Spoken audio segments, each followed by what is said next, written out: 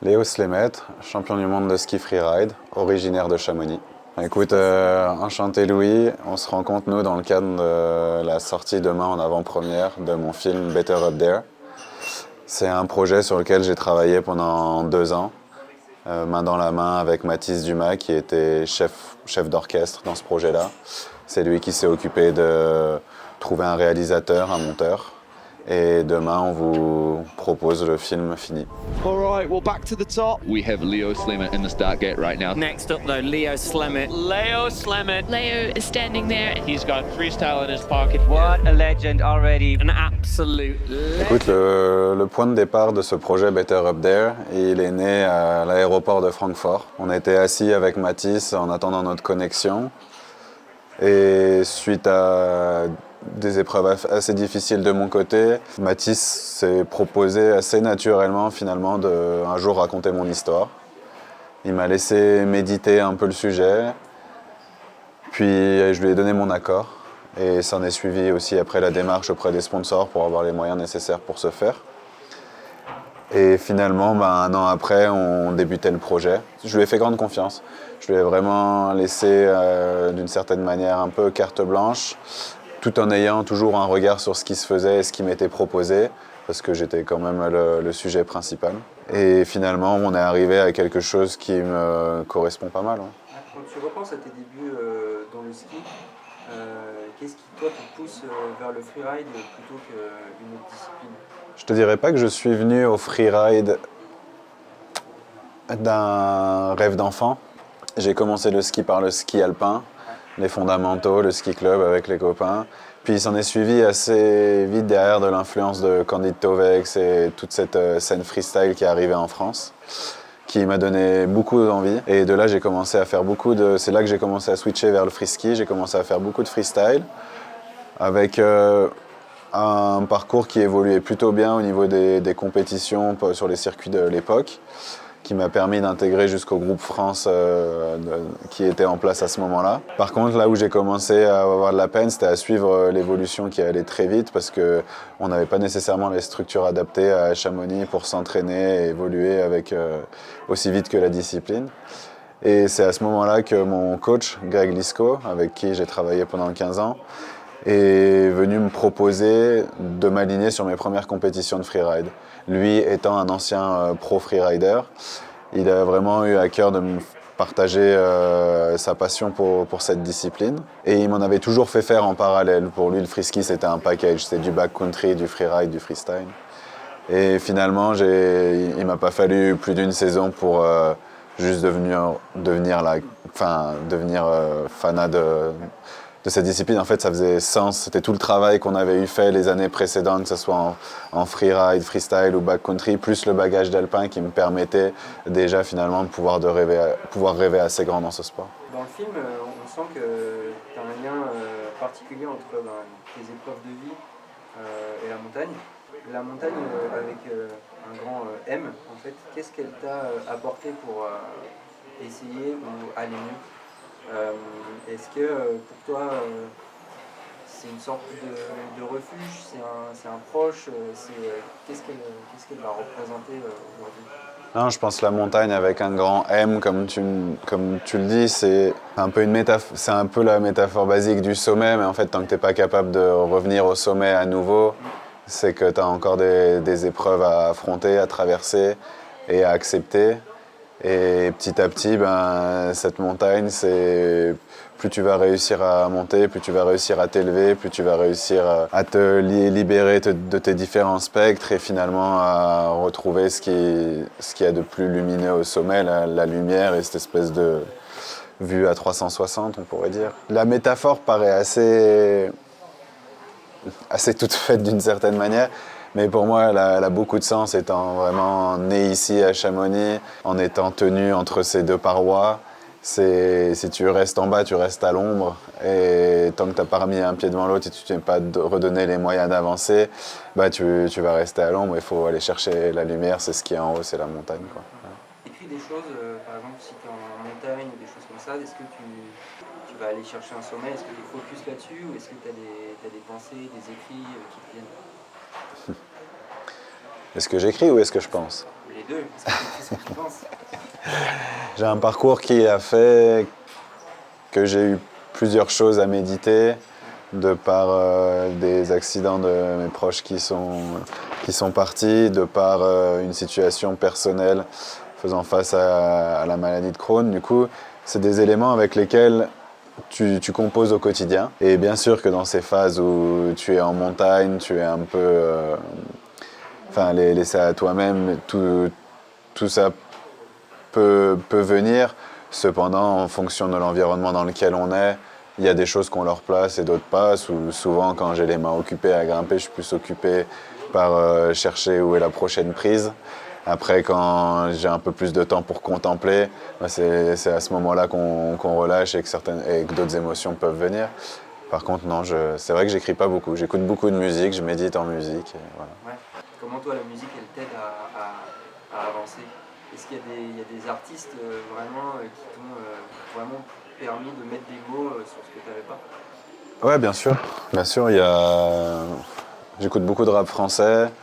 Et après, il y a une musique qui va être bien dans son ensemble. Il y a une musique qui va être bien pour une de ses punchlines, à travers laquelle on va se projeter, ou du moins on va réussir à s'en faire une image.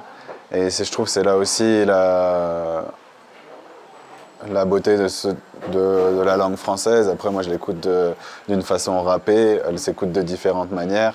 Mais moi, il y a beaucoup d'artistes de rap qui proposent de belles choses aujourd'hui. La scène, elle est super riche. Moi, à une certaine période, c'est vraiment Bécard qui a fait écho à ce que je traversais. J'ai été aussi un grand fan de Youssoupha, sa musique Espérance de vie, c'est 7 minutes de folie. Voilà, c'est des petits ancrages, c'est des petites choses auxquelles se rattacher. Et après, on voit aussi le chanteur, comment il arrive finalement à l'intégrer dans un paysage et lui en faire son œuvre. Et finalement, peut-être que moi, à travers le ski, j'en fais mon œuvre d'une autre manière. Ouais. Tes victoires en ski freeride et tes expériences personnelles, elles sont très liées dans ton parcours. Beaucoup de joie, le fait de vivre de la douleur, comment est-ce qu'on accepte qu'elles soient entremêlées, qu'elles vivent ensemble? Non, c'est une bonne question. C'est une bonne question, comment on accepte cette montagne russe d'émotions. Finalement, je pense qu'on n'est pas nécessairement préparé pour. Je ne sais pas si on l'accepte. On le vit. On exprime certaines choses. Cependant, vivre des si grands hauts et des si grands bas, ça rend les choses d'autant plus intenses, dans les deux sens. Ouais, c'est très violent. Qu'est-ce que toi, ça t'a fait, qu'est-ce que ça t'a apporté de raconter ton histoire à la caméra? C'est pas évident de répondre pour moi, parce que j'ai envie de dire c'est un process en cours. Ouais, non, j'ai composé avec une équipe qui a découvert mon histoire.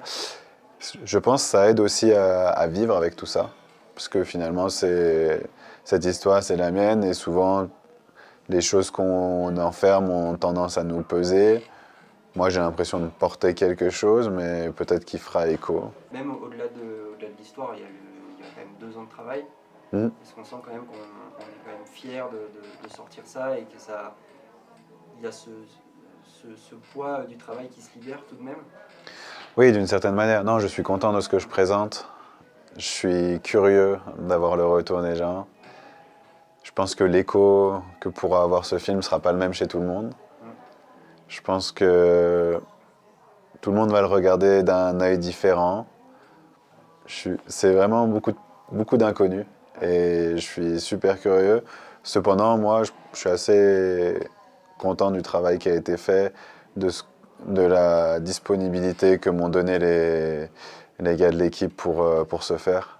Et le but de ce film, c'était pas de parler qu'à un public de skieurs, parce que finalement, on parle d'un skieur, mais on parle d'un homme et quelqu'un qui finalement qui est amené à vivre des choses comme d'autres. Voilà. C'est la maladie, c'est la mort, c'est le succès, c'est les échecs. Et finalement, ces 45 minutes, c'est un condensé de tout cette espèce de roller coaster que propose la vie, quoi. Aujourd'hui, tu as encore parce que tu as des rêves sportifs ou personnels que tu as envie de poursuivre, qu'ils soient dans le ski, qu'ils soient ailleurs? Oui, complètement. Finalement, je suis content d'être une personne animée par autant de passion et de projets, parce que je pense que c'est ce qui m'a toujours permis d'avoir une certaine conduite, une certaine discipline pour pouvoir arriver à mes fins. Ouais, et je pense que dans certaines périodes plus sombres, quand tu n'as pas de passion ou autre chose qui te permette de te rattacher finalement à ce que la vie a de plus cher à offrir, ce que je définirais par les émotions, et ben c'est là où je pense que tu peux te perdre un peu et que tu vas rechercher peut-être des émotions au mauvais endroit. Et finalement, moi j'ai toujours été drivé par aller rechercher les émotions à des endroits qui selon moi, sont quand même plus sains et plus galvanisants. Ouais. À la fin du film, tu parles de devenir guide. Ouais. Ça t'en est... C'est toujours mon projet. C'est toujours le projet. Toujours le projet. J'ai été un peu freiné cette année à cause d'un ligament croisé que je me suis fait au mois de mars. Pour autant, non, aujourd'hui, le projet de guide est celui, je dirais, qui m'anime davantage. Bien sûr que j'ai des rêves de skieur, toujours. Non pas que le ski soit quelque chose d'acquis, mais aujourd'hui, ma carrière, elle est établie. Je peux me permettre de faire des choses. C'est plus simple pour moi, éventuellement, de construire une expé pour aller sur des gros sommets au Pakistan, au Népal ou autre, ou même un projet de film, que le guide. Parce que pour le guide, c'est une montagne d'inconnus à laquelle j'ai à faire face. Le ski, aujourd'hui, je sais où je mets les pieds, je sais comment composer, je sais de qui m'entourer. Et du coup, le challenge est encore plus grand, du coup, dans ce projet de guide. Dernière question, elle est assez large. Qu'est-ce qui représente pour toi ce film? Hyper large. Waouh. Je pense que ce film, Better Up There, c'est un beau témoignage. Finalement, de l'amour pour ce que la vie a de plus cher à offrir, comme je disais tout à l'heure, les émotions. Voilà. Pour moi, c'est ça. Parler de la maladie de Crohn, on a un peu parlé. Les deux, toi tu le vis aujourd'hui correctement. La maladie de Crohn, je l'ai déclarée en 2013. Du coup, j'ai été sous médicaments pendant 10 ans. J'ai fait le choix en 2023 de cesser mon traitement. Parce que quand on lit, quand on s'informe sur cette maladie, il est dit qu'elle est due à différents facteurs qui peuvent être la malnutrition, l'obésité, la cigarette ou le stress. Moi, dans ces 4-là, il y en avait 3 que je pouvais éliminer. Il me restait éventuellement le stress. Et finalement, je pense que j'ai appris à composer, qu'importe les événements de la vie, de façon assez calme. Je suis pas à l'abri de ce qui se passe autour de moi. Je ressens bien des choses. Par contre, j'essaye toujours vraiment de conscientiser ce qui se passe, prendre les choses et...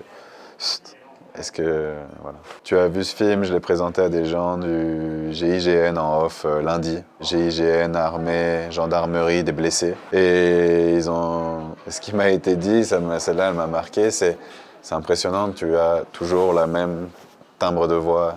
Tu racontes des choses qui sont pam, pam, pam, t'es dans les cordes en train de te faire boxer, tu racontes ça d'une manière assez... Je lui ai répondu que très tôt, finalement, j'ai eu Crohn à 20 ans, j'ai appris à faire face à quelque chose d'assez abstrait, pour lequel finalement on dit qu'il y a un traitement mais on ne le guérit pas. Donc le protocole, il est assez abstrait et on ne peut pas vraiment identifier pourquoi toi et pas un autre. Du coup, c'est encore une réponse assez abstraite. Et tu fais quoi avec cet abstrait? Bon, tu essayes de finalement éliminer le maximum d'inconnus, composer, l'intérioriser et te dire bon, finalement, qu'est-ce que je peux améliorer chez moi dans ces différents facteurs qui ont été ciblés pour le moment? C'est le stress. Et j'ai appris tout le temps à me dire ok, c'est comme ça, il y a ça qui se passe et tout. Par contre, va pas en faire un nœud à ton cerveau et te punir de l'intérieur, quoi. Et ça a été un peu une démarche, et ce que je lui ai dit, c'est la première fois que j'ai fait face à quelque chose d'abstrait. Après, je lui ai dit, le deuil, ça a été encore quelque chose d'abstrait, parce que oui, il y a des outils qui peuvent t'aider à avancer et faire des choses. Par contre, il n'y a pas de... Il y a entre guillemets un traitement, mais on ne sait pas comment... Il n'y a rien qui le guérit, à part une volonté qui vient de toi, encore une fois. Et ça a été toujours un peu dans cette démarche. Ouais. Ça te permet un peu plus d'apprécier ce qui t'arrive, et puis parce que... Tu peux retomber tu peux retomber malade. Bien sûr. Il y a quand même des rendez-vous à l'hôpital qui te rappellent que Ah non, mais c'est pas drôle, hein. c'est là. Bah ouais. Les traitements. Non, parce qu'en fait, j'étais sous Immurel et mon traitement, je l'ai eu pendant 10 ans. Et c'est un traitement qui, avec du recul, a indiqué qu'il pouvait favoriser des terrains cancérigènes. Mais c'est quand j'ai commencé à le prendre, ils n'avaient pas ce recul. Du coup, j'ai fait tout un bilan, tout était au vert. Et on a parlé, j'ai beaucoup parlé avec la gastro. Le corps médical te dira toujours qu'il faut un traitement. Moi, j'ai vu des choses qui m'ont dit que c'était pas, on pouvait faire différemment. Et surtout quand t'apprends à composer avec ta machine. Et c'est pour ça que je dis à un moment dans le film, j'ai fait tout ça sans jamais stresser, c'était mortel. Parce que finalement, l'enjeu de mon état de santé était beaucoup plus important finalement que ces courses. Cependant, le fait que j'arrive à composer comme ça, la course, elle passait au second plan, moi j'allais bien. Et c'était mortel, quoi. Ouais. Pour moi, si ce film il arrive à faire écho même à des gens qui ont un Crohn, ou même à aller parler à une association qui a une maladie de Crohn, il sera réussi pour moi. Oui, on parle d'un skieur, j'ai eu les moyens de faire tout ça parce que je fais du ski, mais la vocation de ce sujet, pour moi, elle est beaucoup plus large. Et finalement, si ça arrive à toucher plus large, ça sera pour moi... Voilà, t'as un peu le choix de rire ou pleurer, t'acceptes un peu, soit tu subis la fatalité, soit tu la prends en main et t'avances, quoi. Et moi, ça a toujours... et pourtant, je me suis pété 2 fois le genou, j'ai tout fait, et pour moi, c'est super important d'être toujours... d'être meneur, quoi, d'être... Ouais. Et pourtant, là, c'était des mecs de la marine, parachutistes, GIGN. Et ils m'ont tous réécrit sur Insta et je pensais pas que j'allais toucher des mecs comme ça. Alors pourtant, les gars, c'est dur à mesurer ce qu'on a fait, parce que ça, c'est pas entre guillemets, ça sort demain. Mais je me dis vraiment que si ça aide quelqu'un à se soigner, si ça permet à un autre d'avancer, si ça donne envie à un autre de skier, c'est réussi. En fait, je cherche pas des... C'est un peu la dualité pour moi, c'est parce que c'est des sujets qui sont quand même durs pour moi. Et je cherche pas nécessairement à briller à travers ce projet. C'est ça qui est un peu ambivalent. Là, on vient parler. Ouais. Je pense que ça va faire parler, ça va apporter de la discussion. Voilà, là on vient parler.